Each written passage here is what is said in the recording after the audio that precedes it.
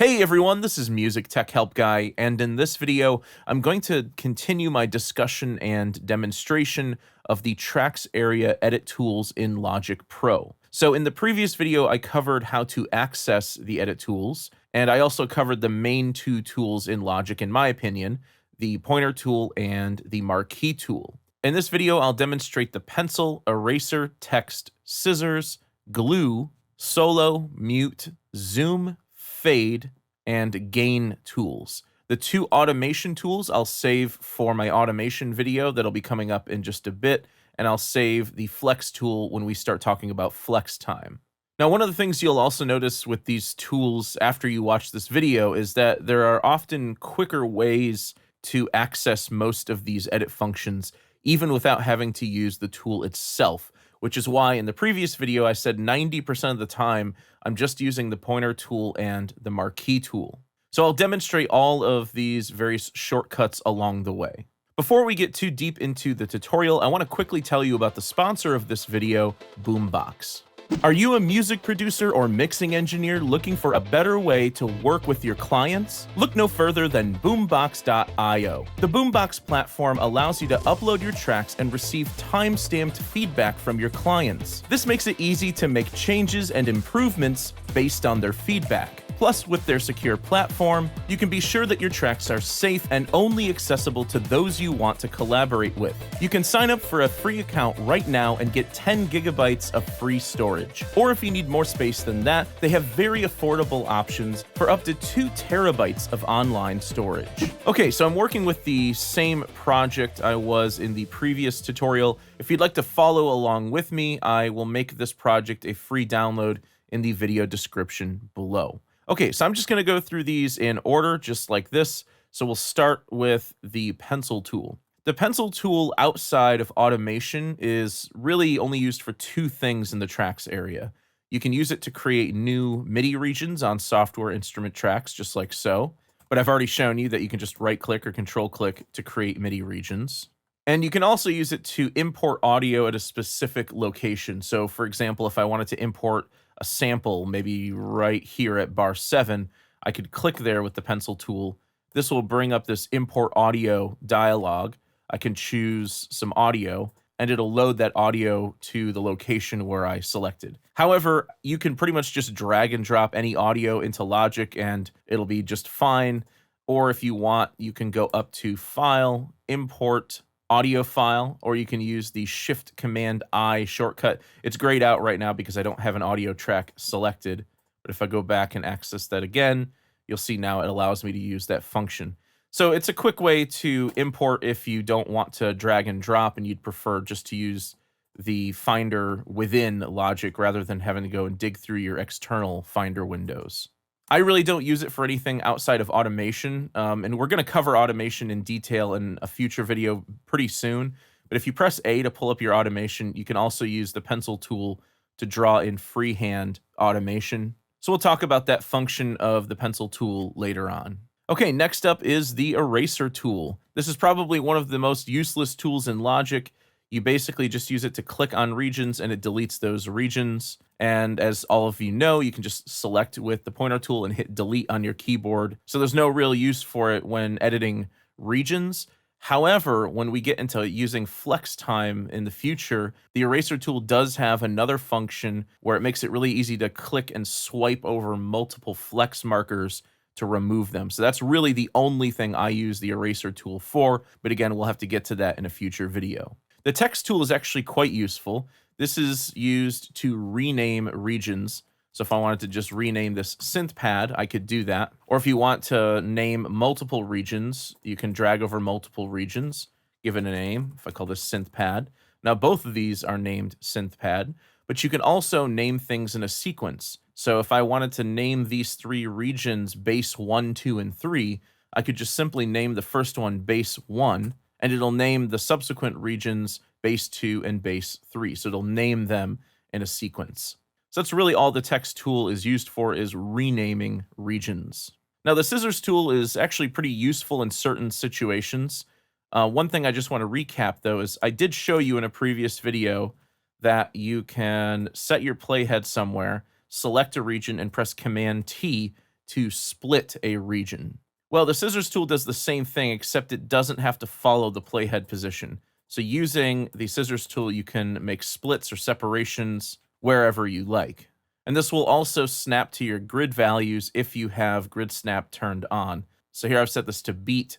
So now this is only going to make separations or splits on the beats on the timeline.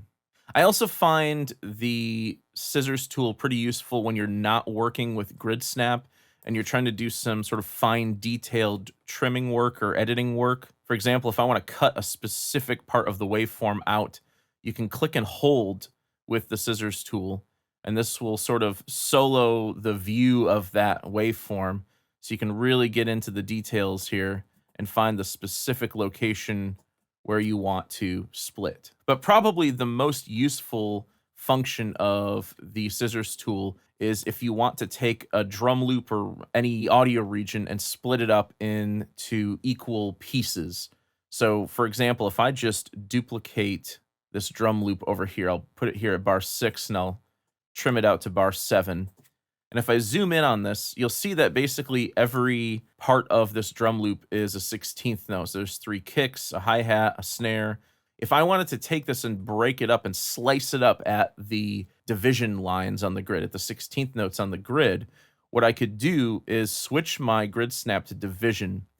And I could do it this way. I could just click on each one of these and split it up manually. But there's a really helpful modifier key with the scissors tool. If you use the scissors tool and then hold Option, you'll see this little plus option show up.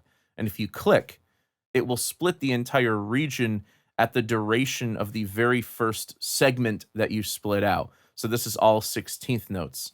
Likewise, if I did it over here, it'll do all 8th notes. If I do it here, it'll do dotted 8th notes. And if I do it here, it'll do all quarter notes. So this is a helpful way to split up loops like this and maybe build a new pattern out of them. So maybe I could do something like this. I'll duplicate the track, and then I'll use these pieces to sort of piece together a new loop. And now I have kick and hi-hat down on the bottom and snare up on the top.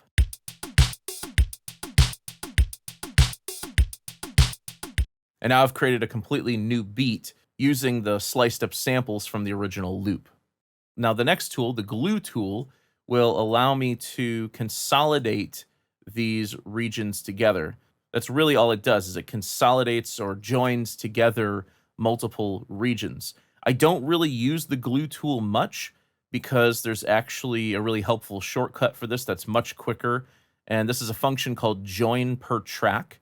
If you drag over these and then press J on your keyboard, this will join all of those regions together. Now, something we may want to do is add quick crossfades in between each one of these regions, but we'll come back to that in just a bit. And in the next video, we'll dive a bit deeper into the join function and another function called bounce in place. Next up is the solo tool. The solo tool is honestly one of the most useless tools in Logic. I almost never use it, but here's what it does.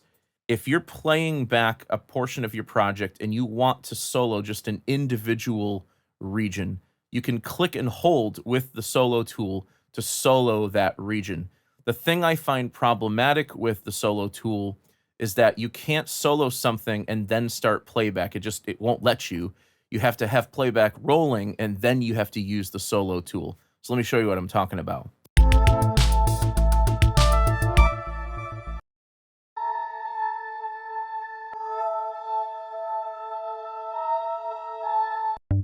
And there's also like a noticeable lag with it. You have to kind of click and hold for a while. Instead of using the solo tool, there are 2 other options I highly recommend using that don't require you to actually select the solo tool.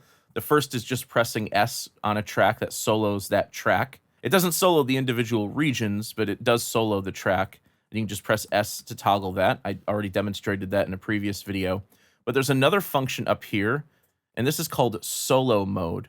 Now, if you don't see solo mode up here, you can show it by right-clicking or control-clicking up here and selecting Customize Control Bar in Display. And then you just make sure that solo is shown as one of the modes. Now, what solo mode does is it lets you select a region or multiple regions by holding Shift, and this will solo only those regions.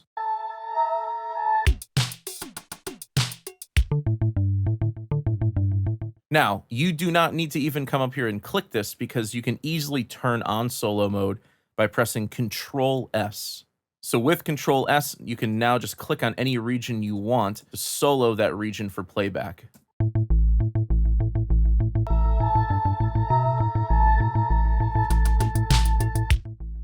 But you'll see even there's a bit of a lag or a bit of a delay. And then to turn off solo mode, you press Control S again. So again, the solo tool, I almost never use it. Instead, I'll just use S or Control S for solo mode. The mute tool. The mute tool does exactly what it sounds like. It allows you to mute regions. So any regions that you select will be muted. Click on them again with the mute tool, and this will unmute them.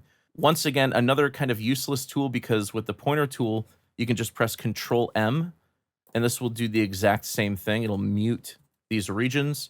So I find it much quicker just to use the Control M shortcut rather than using the mute tool. And that's all the mute tool does. And if you want to mute an entire track, remember you can just select the track and press M to toggle the mute on that track. The zoom tool is another one where it's actually a pretty helpful function, but you don't really need to use the tool for it. So with the zoom tool, you can drag over a selection just like so. And then when you let go of your mouse, this will zoom in on that selection. And then you can click again with the zoom tool to zoom back out. You don't really need to use the zoom tool because even with just the pointer tool, you can hold Control Option, and this will bring up the zoom tool. You make a selection, it zooms in, and then you hold Control and Option again, and then click to toggle back to the original view. And because of that option, I almost never use the zoom tool, but it's there if you need it. Now, the next tool, the fade tool, also has a helpful shortcut, but I'll show you what it does first. If you use the fade tool on the end or beginning of a region, this will create a fade out or a fade in. So if I come over here and trim that up a bit, I can create a fade in and a fade out. If you click and drag left or right with the fade tool, this will adjust the curve of your fade in or fade out. So you can give this more of an exponential or logarithmic shape. You can also grab this little marker here, this little point, and this will allow you to adjust the length of the fade. And if you want to get rid of a fade, you can simply right-click or control-click on it and select Remove Fade Out. Or if you want to remove all of the fades on a region or selection, you can select Remove Fades, and it removes all of those fades. Now, if you want to create a crossfade, you can use the fade tool for this as well. You just drag right over the joining point between two adjacent regions. This will create a crossfade. And once again, you can click and drag left and right to adjust the curve of the fade. And you can also right-click or control-click and choose what type of crossfade you want. So you can choose a crossfade, which is just a linear fade. You can choose an equal power crossfade, or you can choose an S-curve crossfade, which looks a little different when you try to change its shape. Typically, most of the time, I'm using equal power crossfades. For things that are more transient, where there's like a percussive element in the following adjacent region, I'll sort of pull these over to the left to preserve the detail and the transient in the following region. Otherwise, I just sort of keep them right in the middle if I'm just trying to hide and edit. For example, here, if I remove this fade, and if we listen to this synth pad, if we listen to this joining point, you'll hear a little audible pop or click in the signal.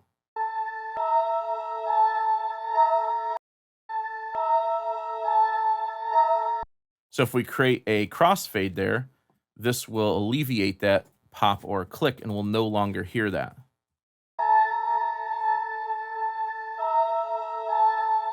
So we have a smooth edit. Now, in a previous video, I demonstrated that there is a shortcut for the fade tool, and this is Shift Control. So you just simply hold Shift and Control and then drag from somewhere inside of the region to outside of the region, and this creates a fade in or a fade out. And while holding Shift and Control, you can adjust the curve of the fade, and you can also adjust the placement or length of the fade. And this also works for crossfades. So I could add a crossfade here as well, adjust the curve, just like you can with the fade tool. So once again, I find the fade tool kind of useless because you can use all of its functionality with the pointer tool. Now, one little cool thing you can do with the fade tool, that's a nice little trick, that's kind of a helpful creative tool, is you can actually create tape or turntable style speed up and slow down effects. So you can do this with the fade tool or with the fade tool shortcut. So if I just drag over the end and create a fade out, create a fade in, maybe I'll make this a little shorter. If you right click or control click on any of these fades, you can select slow down for fade outs. It'll turn orange, and you can select speed up for fade ins.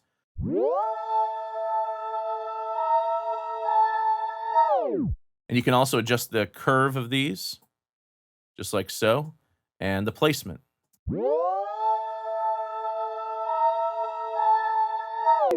So these can be kind of cool for creating some musical effects.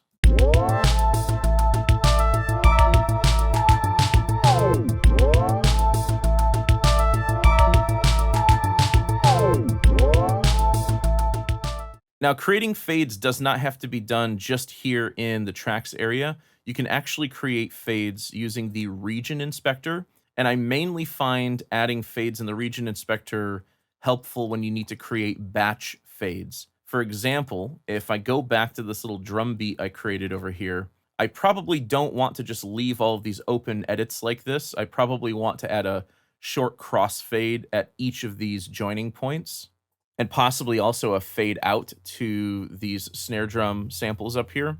So rather than going through with the fade tool and just manually doing this, you can select all of these, go over to the region inspector here, open it up, and under this more option, you'll see some options for fade in and fade out. Now, if you click and drag up on the fade in option, you'll see it adds a fade into each of those regions. You can also double click and type in a value. These values are shown in milliseconds. So typically when I'm just trying to hide edits like this, I use very short fades, like 5 or 6 milliseconds. So it'll create really, really short fades. Likewise, I can create fade outs as well. But really what I want to create here are crossfades, not really fade outs or fade ins. So set these both back to 0. And I'm going to choose, instead of out for fade out, I'm going to choose the crossfade option. Double click and type in a value like 5 or 6 milliseconds.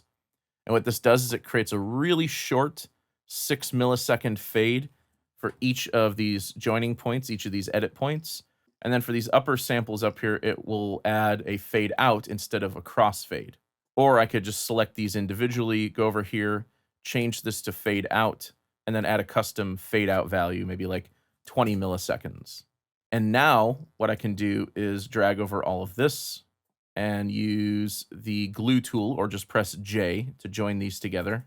And because I selected 2 tracks worth of audio, it'll actually ask me if I want to create a mix down of these. So it'll actually merge the 2 tracks together. Well, it's not going to merge the 2 tracks, but it's going to merge the regions on these 2 tracks. These were originally in mono, so I'm going to stay in mono. And you'll see what it does is it creates a new drum loop for me with all of that audio sort of rendered or joined together or consolidated together.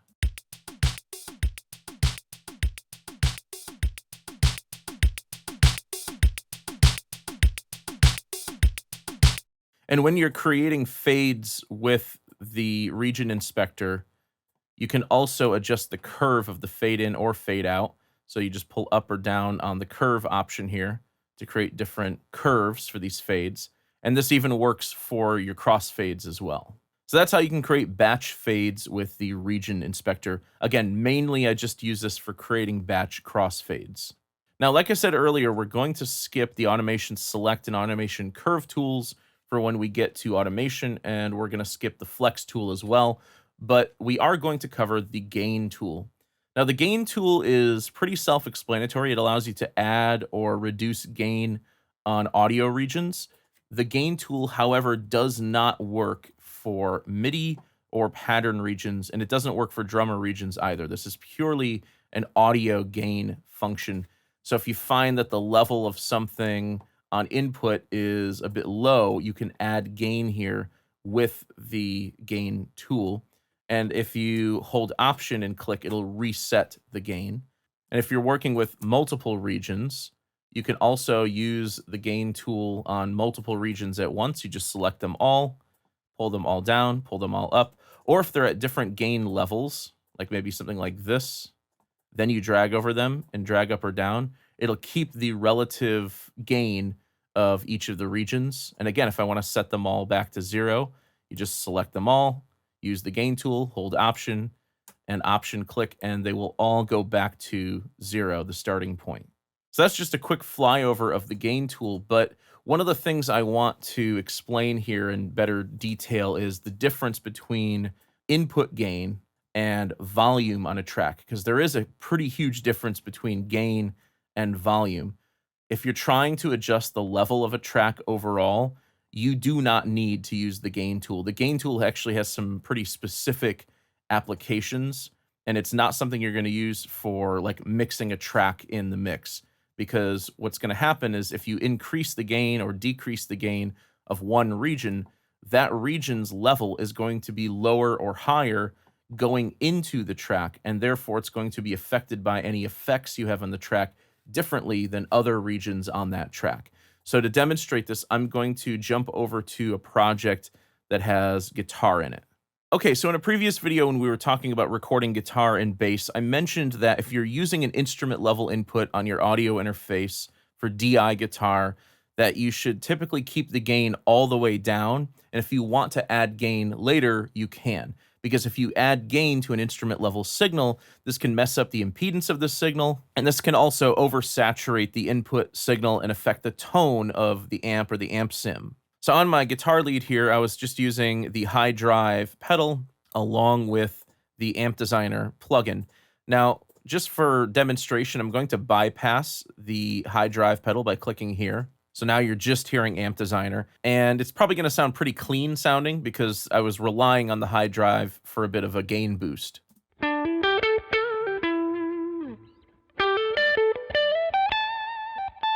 Now, if I use the gain tool and pull up the gain of the guitar recording, again, we're just adjusting the clean signal of the guitar recording.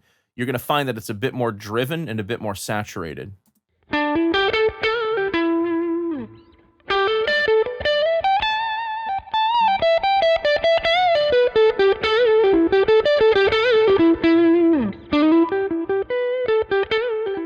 So it's not a volume control, it's a gain control. It does make it louder, but it's important to make that distinction. And that's what I was talking about earlier. There is a huge difference between gain and volume. Any gain adjustments I make here on the audio region are going to affect the level of the signal as it enters the channel, as it enters the channel strip. These gain adjustments come before the effects on the channel. However, the volume fader affects the level after the plugins.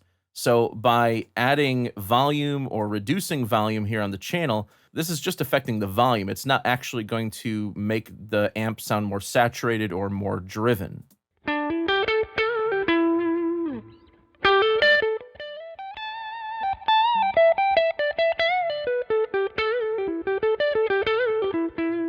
So you can see it still sounds clean, it's just louder or softer clean. If I pull up the gain here on the region, this makes the level of the signal going into the amp hotter, therefore driving the signal of the amp more.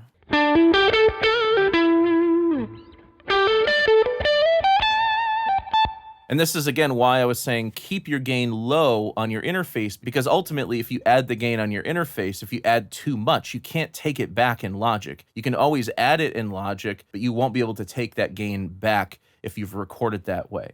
Okay, so that wraps up the edit tools in Logic Pro. I hope you guys enjoyed this video. If you did, please leave it a thumbs up and subscribe to the channel to see more content like this. As always, thank you so much for the support, and thanks for watching.